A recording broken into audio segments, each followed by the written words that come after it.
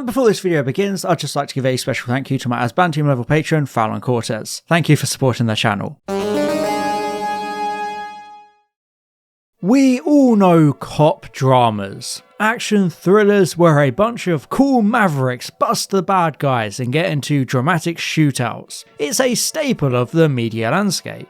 Bad Boys, Heat, Die Hard, Lethal Weapon. All classic movies people love, showing the good guy cops catching the bad guy criminals. But much rarer are the films showing the darker truth of the law and the underworld, like Training Day and The Departed. But those both have endings where justice is still delivered and the crooked cops get their comeuppance. So what if I told you that there was a movie out there that really blurred the lines of morality so much that the protagonist is the crooked cop? Well, that would be 1985's To Live and Die in LA, which sees the unconventional Secret Service agent Richard Chance chasing the brutal counterfeit kingpin Rick Masters in a fantastic story that perfectly shows the two-sided coin of the law and really subverts the usual cop drama narrative with its story. But what is this movie, and why does it work so well? Well, as always, that's what I'm here to find out. To Live and Die in LA is the product of writer and director William Friedkin, famous for hits like The French Connection and The Exorcist, two very different movies. To Live and Die is actually based on a novel of the same name written by Gerald Petovich, whose Secret Service background obviously adds a lot to this movie, since our main characters are within that branch, an esteemed top-level federal law enforcement agency. We have Jimmy Hart, no, not Hulk Hogan's manager, and Richard Chance, who open the movie by taking down a terrorist in a slick action scene showing their skills. And, of course, Jimmy Hart is just a few days away from retirement when he decides to stake out a warehouse housing Rick Masters' counterfeiting operation. And of course, he gets blown away with a shotgun. Honestly, if you're in this line of work and you're about to retire, just keep it to yourself until you're safely away on a beach in Kokomo. Aruba, Jamaica, ooh, I want... However, this quick death does immediately establish the gritty and dangerous atmosphere of a 1980s Los Angeles on edge with a really seedy underworld, showing how unfair it is and how easily you can die for just being in the wrong place at the wrong time. The film is full of this sense of realism. Just look at the detailed montage at the beginning, showing the precision and expertise required for this counterfeiting operation, which perfectly introduces the meticulous, well-crafted nature of Masters, who, fittingly, is a master at his work. Rick Masters is a fascinating character played perfectly by Willem Dafoe. This counterfeiting crime boss is a charismatic and deeply chilling mastermind who never even needs to raise his own voice to be intimidating. He's one of those brilliantly cold and calculating, cerebral villains, pulling all the strings and always staying one step ahead of everyone, which makes him the perfect antagonist of this cat and mouse game, as Chance constantly tries to catch up to Masters, who seems untouchable. I appreciate that Masters is a counterfeiter who sees his illegal activities as a sense of artistic expression, using his brilliant art skills to display the meticulousness of an artist, and turning it into a form of creation rather than just a cheap way of making money. You get the sense that all this counterfeit money is an extension of his art, a desire to create the perfect fake and take advantage of his genuine abilities as an artist. It's interesting how Masters grows as an antagonist throughout the movie. He becomes more and more violent and dominant over the course of the narrative, starting to take matters into his own hands and kill those that cross him, rather than simply being a tool of some other big-time criminal. He's even willing to use his girlfriend as a tool for his schemes, like when he kills Waxman for crossing him. It really shows the extent of Masters' operation and the depth of his skills. He has such a stranglehold on the LA underworld. One of the best parts about To Live and Die in LA is LA. This sprawling city is a cornerstone of American culture, one of the most famous cities in the entire world, and Friedkin does an amazing job at showing the duality of such a big city. We get so many glamorous establishing shots of the famous Los Angeles skyline, presenting it as a beautiful city of opportunity. But this is contrasted with the darker, grittier, seedy underworld lurking below this beautiful, appealing surface. It's a very raw and cynical, almost nihilistic take on the city. Even the 1980s sheen helps to add to this setting, Sure, the fashion, cars, and dialogue are all distinctly 80s, but the grounded nature of the movie, the practical effects, and the focus on character all help to keep it kind of timeless and eternally relevant. The cold, atmospheric 80s score and synths do make it a bit of a time capsule, but it also helps to show the detached coldness of the city and the morally corrupt people who live within it. All these different characters with their own journeys and schemes, chasing whatever they can squeeze out of any opportunity they find. Friedkin paints Los Angeles as a city where ambition, greed, and success are pursued at all costs, both legally and illegally. A very dark and cynical take on the famous American dream. This is obviously the popular idea that America grants everyone the freedom to succeed and develop a better life with riches and connections. This movie serves as a pretty pointed critique of such a concept, and I think that stems from Friedkin's own personal experiences. His parents fled Ukraine when it was still part of the Russian Empire, arriving in the shining, appealing United States like so many other immigrants throughout history. However, Friedkin's father didn't seem to be enamored with the American dream like so many others, with film historian Peter Biskind claiming Friedkin's father was actually uninterested in making money, an attitude that caused Friedkin to view his father with a complicated mixture of affection and contempt. I really wouldn't be surprised if this experience instilled Friedkin with a somewhat jaded view of the utopian ideal of the American dream. We can see this with how the movie presents LA, one of the definitive American cities, as just a flashy exterior hiding a world of corruption and decay beneath. It's an illustration of how the quest for power or money can erode human ethics and integrity because the unchecked desire for material success leads people into morally compromising situations. Every character in this movie makes a trade for success at any cost. Masters trades his legitimate artistic ability and merit for criminal power and dirty money. The main character, Chance, trades his integrity and morality for reckless revenge and corruption. Ruth, the informant, sells information and her body for a sense of freedom to escape prison. The crooked lawyer Grimes sets aside his ethics and morality for the money Masters is offering, and even straight-laced agent Vukovich gives up his professionalism and sense of justice in exchange for more excitement and more success. All throughout this film, we see characters succumbing to the corruption of the city and the American dream.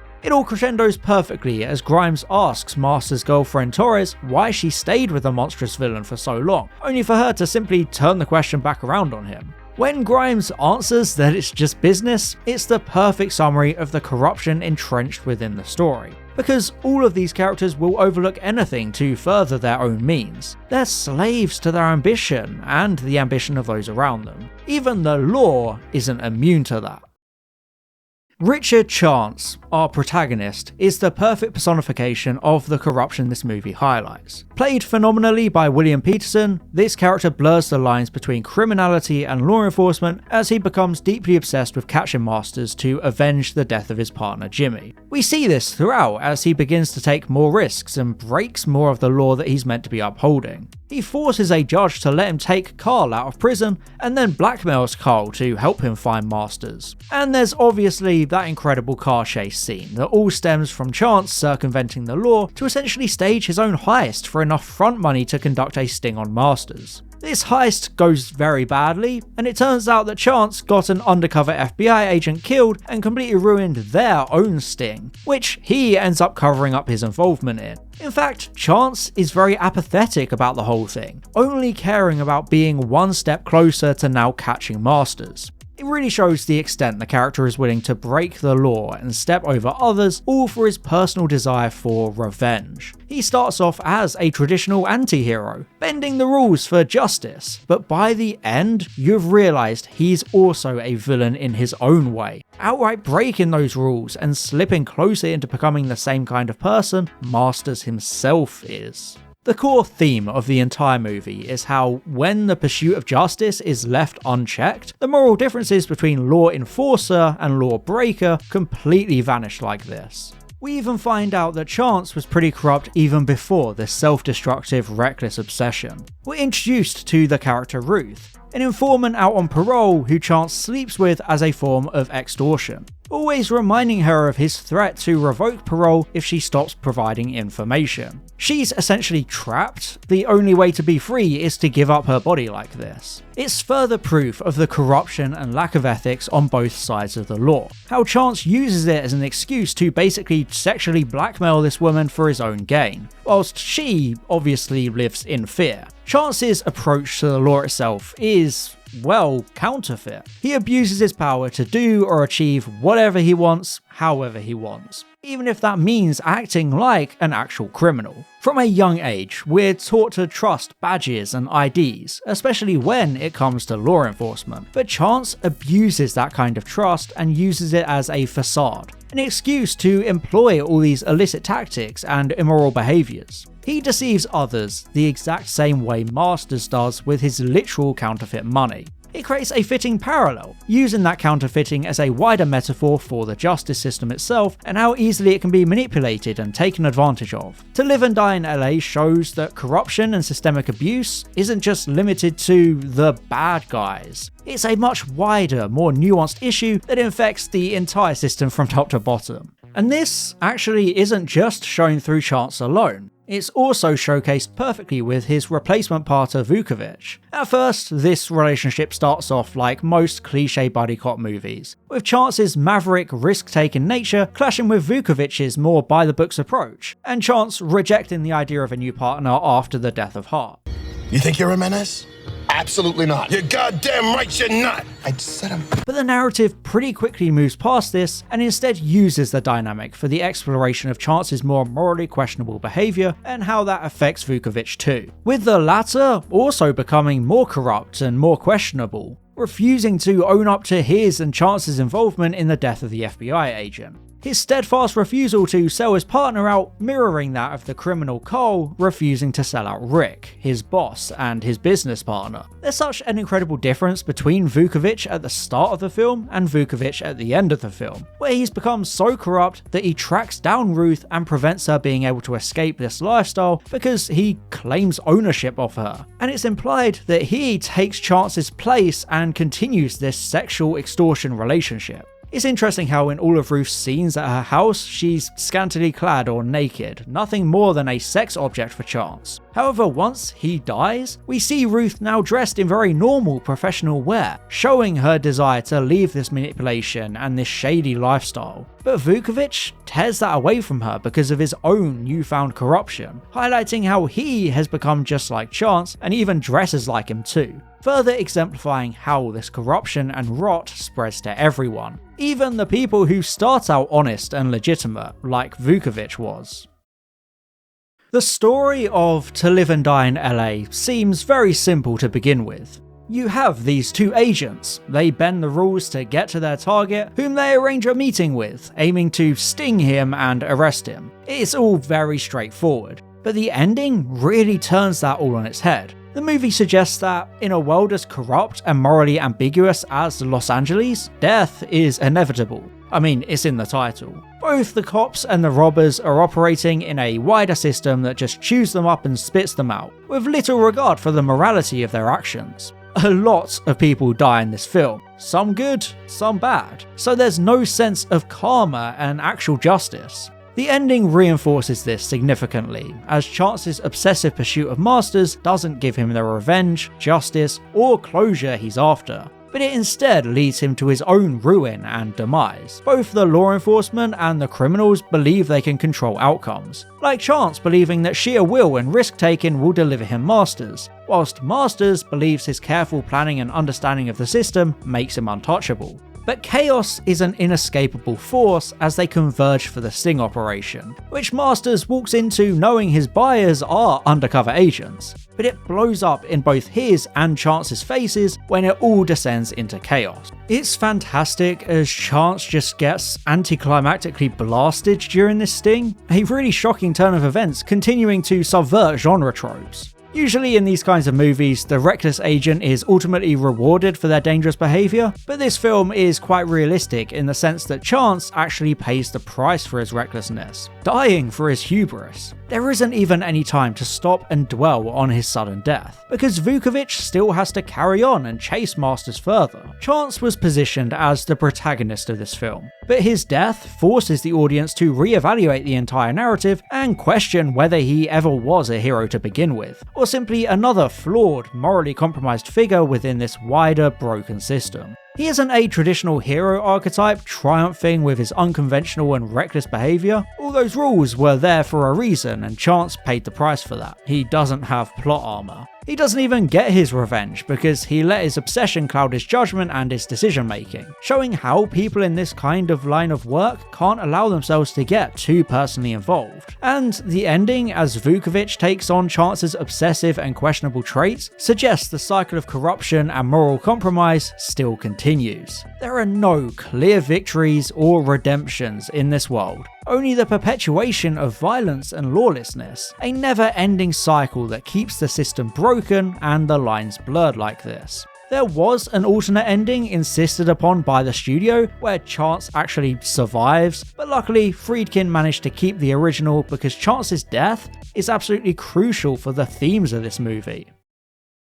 To Live and Die in LA is a brilliant critique of law keeping and law breaking, showing how the lines constantly blur and those in power often find themselves just as corrupt and morally bankrupt as those in the underworld. We see the corruption and downfall of our main protagonist, who becomes no better than the villain he's chasing, and the cycle never ends. It's a fantastic movie of intrigue, twists and action, especially with that legendary car chase. A really intense and heart-pounding set piece as Chance and Vukovich desperately try to escape with their stolen money. Friedkin is known for his action directing, like with The French Connection, and this film really keeps that tradition alive with these tense scenes. And even the non-action scenes are very well directed and edited, like when Masters is pitching his services to the undercover Chance and Vukovich. The scenes seamlessly cut in between one another. There's also a really gorgeous shot near the end where Masters and Torres are talking, using the mirrors of the room to show multiple different angles despite their camera staying fixed in the same place. It's really clever, imaginative filmmaking, and it further shows the excellence of To Live and Die in LA. But the movie really shines in its narrative, thanks to the combined work of Friedkin and the original author Gerald Petovich, whose own Secret Service background